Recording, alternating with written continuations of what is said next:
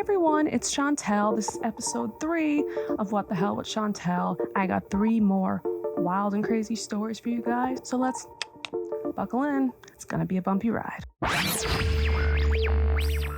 In our first story, a Mexican mayor marries a gator. The mayor married a female alligator in a traditional ceremony believed to bring good fortune.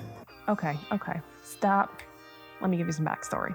Apparently, mayors wedding gators has been happening for 230 goddamn years in this town in Mexico. Why is this a thing that happens? Tradition has it that frictions were overcome when a Chontal king, embodied these days by the mayor, wedded a princess girl of the Huawei indigenous group, represented by the female alligator. Represented by a female alligator, eh? Kind of an insult. An alligator out of all the animals. Not a cute puppy or kitten, a gator. Rude. The alligator was named Alicia Adriana. Before the wedding ceremony, the reptile is taken house to house so that inhabitants can take her in their arms and dance. What? They take this poor little creature. I'm sorry. They take Alicia Adriana house to house so she can dance with everyone? Kinda seems like animal. You see that? That is the face of an alligator who is dead inside. The alligator is made to wear a green skirt, a colorful hand-embroidered tunic, and a headdress of ribbons and sequins. Later, she is put in a white bride's costume and taken to a town hall for the blessed event.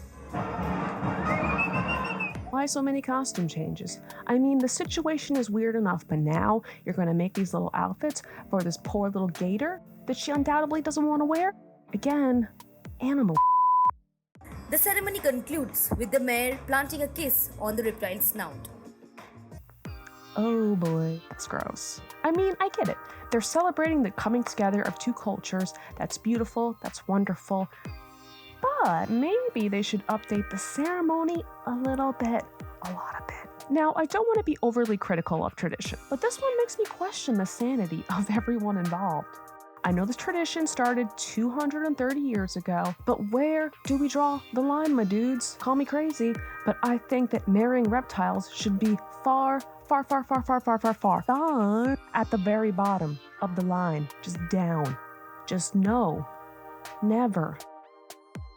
Aren't there more reasonable ways to uphold cultural heritage? Perhaps a festive parade where people can celebrate their shared history without the threat of reptilian romance or the looming fear of being devoured. In our second story, a group of roller coaster riders were stuck upside down for 3+ hours at a fair in Wisconsin. The passengers were stranded when the ride stopped mid-air. A mechanical malfunction brought things to an abrupt halt. It seems some folks in the land of cheese and Packers, go Pack Go, recently experienced a roller coaster ride that they did not sign up for. These daring individuals took hanging out to a new level. They experienced an unexpected roller coaster of emotions. What literally? No. Okay.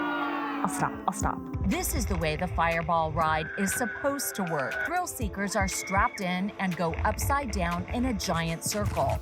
Oh God, just watching that makes me feel sick to my stomach. Imagine being stuck up there for 3 hours. Sounds like hell. A park goer recorded video while giving a play-by-play. There's an old guy in the first one.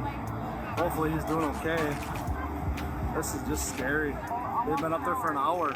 Don't you know? For 3 long hours, these poor souls found themselves in an inverted limbo, probably contemplating life's deepest questions. I can only imagine the internal monologues going on inside their minds. How did I end up here? I hope I put deodorant on this morning.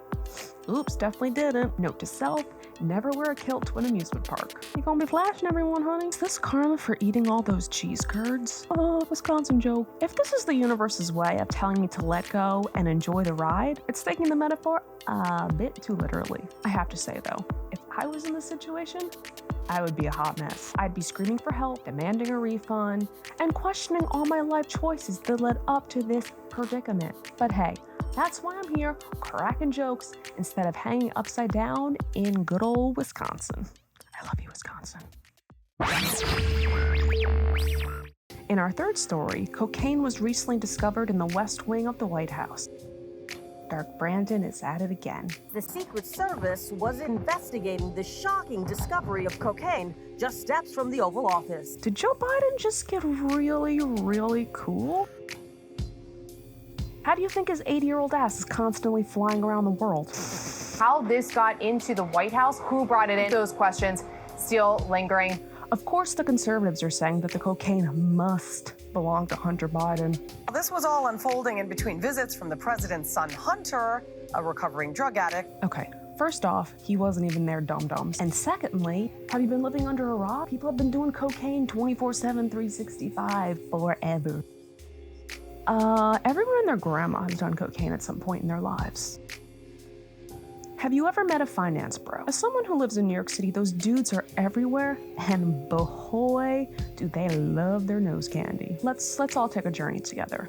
Picture a typical finance bro in his natural habitat. Fancy suit, expensive watch, and a wallet thicker than my tuchus. Add a dash of overconfidence, a little sprinkle of entitlement, and voila.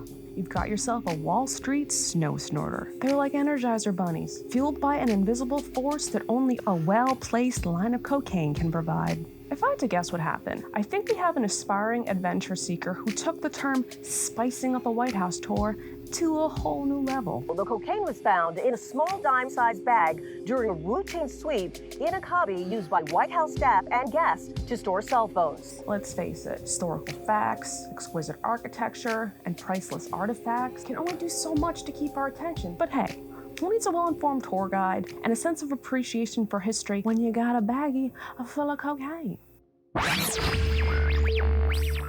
That is the end of episode 3 of What the Hell with Chantel. Thank you so much for watching. By the way, I also make music under the name Sea of Daisies. You can find my jams on Spotify and Apple Music, Tidal, all those platforms. You can also listen to my commissioned work on Bandcamp and SoundCloud. Please help me get that 0.003 cents per stream. Love y'all. Later days.